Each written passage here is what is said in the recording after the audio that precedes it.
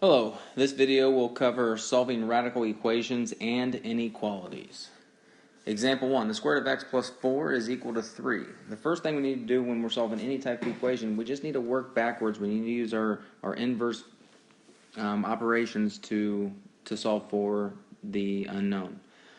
So the first step is you isolate the radical on one side. The reason is so that you can get rid of the radical by squaring it, cubing it, whatever you might need to do. So here we go. It's already isolated, so we're done. So we're going to square, because the index is 2, we will square. That's what undoes the square root. That's what the inverse is. So we square both sides, and we're left with x plus 4 is equal to 9. Then you repeat steps 1 and 2 if necessary. I'll talk about that. If you square something and it gets rid of one radical but you have another one, then you have to do steps 1 and 2 again. In this case we don't. We go for solving for x, so we subtract 4 and we get x equals 5. And then we check for what's called extraneous solution. So when I plug in x equals 5, the square root of 5 plus 4 is the square root of 9. Does that equal 3? And the answer is yes. So the solution x equals 5 is correct.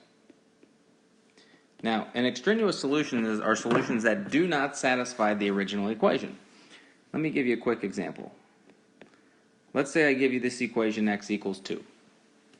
And you decide that, just because of kind of what we're doing here, we want to square both sides. Well, if we square both sides, we get x squared is equal to 4. And now if you solve this, you get x squared minus 4 equals 0, and you can factor it. Well, this is one way you could have done it. And now you get two solutions. You get x equals 2, and you get x equals negative 2. And so you actually have an extra solution. The original one was just x equals 2, but we picked up this other solution. So when you're squaring problems and squaring equations, there is a possibility that you might pick up an extra solution, and that's called an extraneous solution. So it's very important that you check for those solutions. So let's go ahead and look at these next two examples. On the first one here, we want to isolate the square root, so we'll subtract 4. That leaves us with negative square root of x plus 6 is equal to x divided by negative 1. And you get negative x. So we've isolated it. Now we want to square both sides. And so we get x plus 6 is equal to x squared. It is a quadratic, so I'm going to subtract the x and subtract the 6 to get it equal to 0. And then we need to solve by one of our methods of solving quadratics, which on this one it looks like I can just factor it. So it'd be x minus 3x plus 2. And we get two possible solutions, x equals 3 and x equals negative 2. Now we want to plug them back in and check to make sure they are correct. And when you do that, you will find out that x equals 3 does not work and only x equals negative 2 does. So if you plug in 3, it'll be 4 minus the absolute value, 4 minus the square root of 3 plus 6 is equal to 3 plus 4. So that'll be 4 minus the square root of 9, which is 3. So 1 equals 7 does not work. And then if you check x equals negative 2, it will work. So x equals negative 2 as your only solution. So we did have an extraneous solution on that one. On example B, we got 6 times x plus 2 raised to the 2/3 is equal to 24. Well, this is still a radical. Rational exponents are radicals. So let's isolate that by dividing by 6.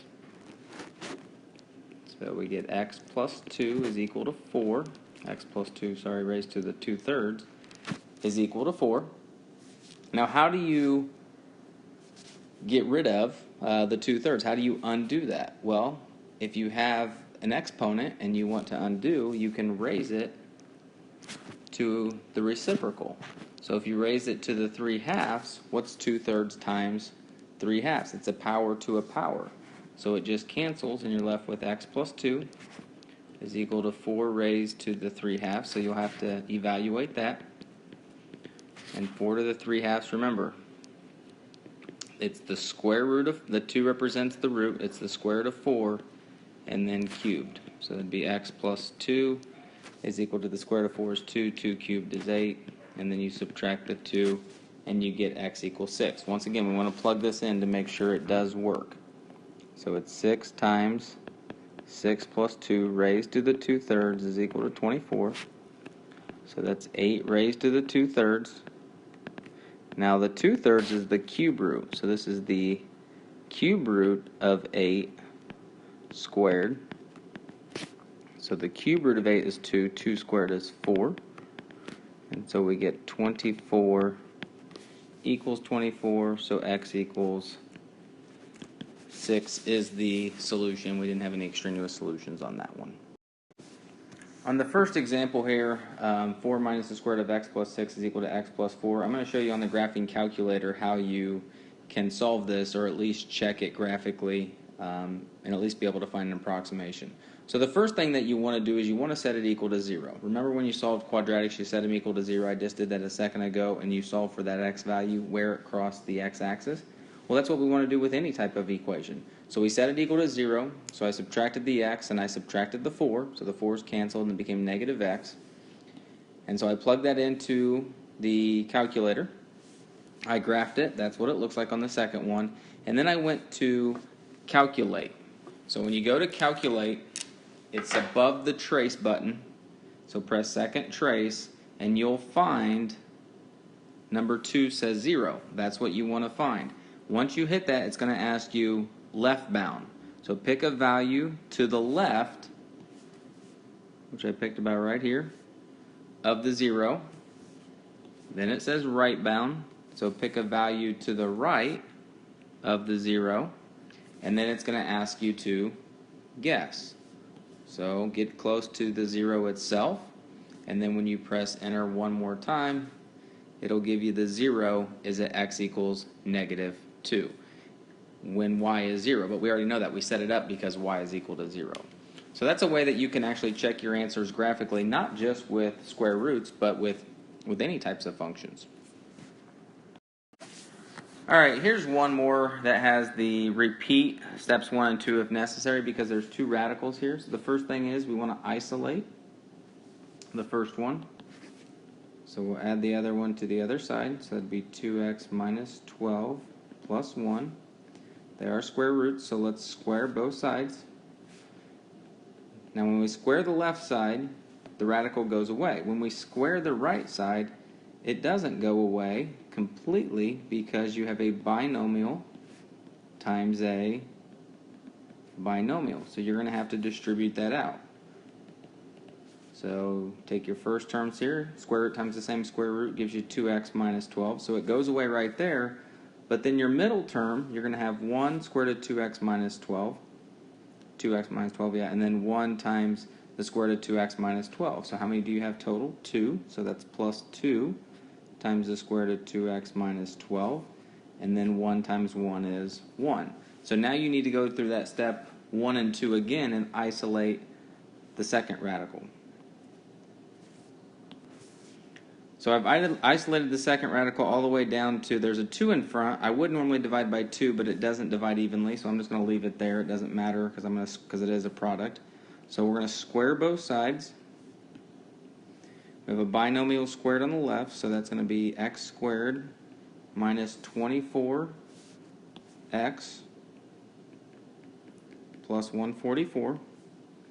Is equal to 2 squared is 4, and then you square the square root and it goes away, so that's 2x minus 12. Now it is a quadratic, so we need to set equal to 0. So I set it equal to 0. I got x squared minus 32x plus 192 equals 0. Now this might be one that we don't necessarily know how to factor.